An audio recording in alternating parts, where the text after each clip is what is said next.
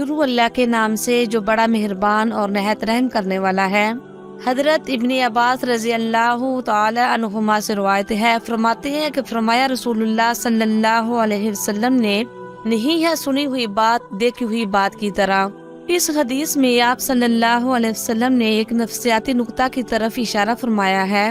انسان کا حادثہ ہے کہ وہ آنکھ سے دیکھی ہوئی چیز سے جتنا متاثر ہوتا ہے، اتنا زیادہ وہ اتنی جلدی سنی ہوئی چیز سے متاثر نہیں ہوتا۔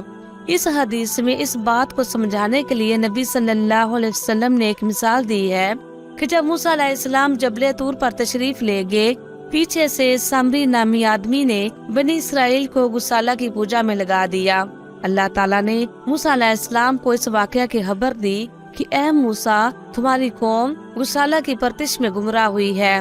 اس بات کو سن کر موسیٰ علیہ السلام کو رنج ہوا اور غصہ بھی آیا، مگر تورات کی تختیوں کو پھینکا نہیں۔ مگر جب موسیٰ علیہ السلام خود قوم کے پاس پہنچے اور اپنی آنکھوں سے قوم کو اس کی عبادت میں مشغول دیکھا تو اب پہلے سے زیادہ غصہ بڑھ گیا اور غصہ میں ان تختیوں کو زمین پر پھینک دیا، جس سے کچھ تختیاں ٹوٹ بھی گئیں۔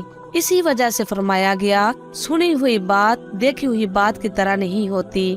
اللہ تعالیٰ سے دعا ہے کہ اللہ تعالیٰ ہم سب کو کامل ایمان والا بنائے، آمین یا رب العالمین۔